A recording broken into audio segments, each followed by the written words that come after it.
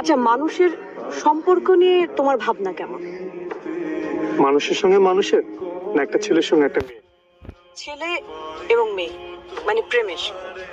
Paulo Coelho বলেছেন, love is the force that transforms and improves the soul of the world. ভালোবাসা পৃথিবীর আত্মাকে বদলে দেয়। এত মানুষের কথা কোট করো কেন? তোমার নিজের কোনো ভাবনা নেই? ভালোবাসার সব কথা মানুষ আগে বলে ফেলছে, আমার নতুন করে আর বলার কিছু নেই। তাই এই কাজটাই তোমাকে দিব বলে ভাবলাম। কি কাজ?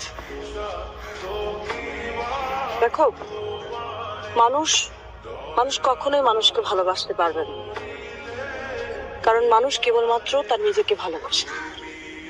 তাহলে প্রেম ভালোবাসা কি মিথ্যে? আসলে it's an art for living. মানুষ কখনোই প্রেমে পড়ে না, প্রেমের ধারণাটাকে ভালোবাসে। সেজন্যই তো প্রেম নিয়ে এত গান, এত কবিতা।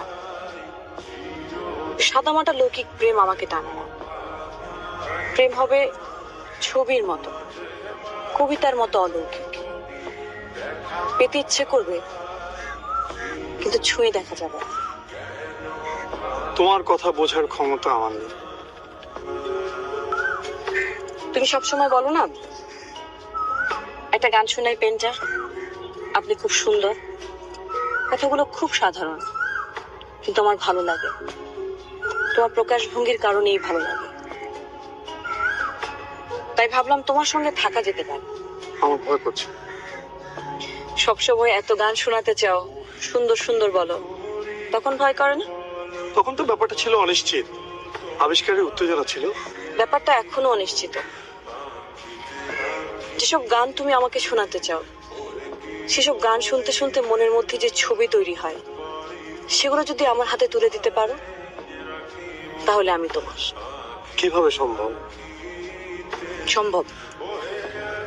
প্রেম আসলে আছে, কিন্তু অনেক গভীর, অনেক বেশি অধরা। তুমি যেটাকে প্রেম মনে করো, সেটা সহজে পেয়ে যাওয়া বসবাসের চুক্তি ছাড়া আর কিচ্ছু না।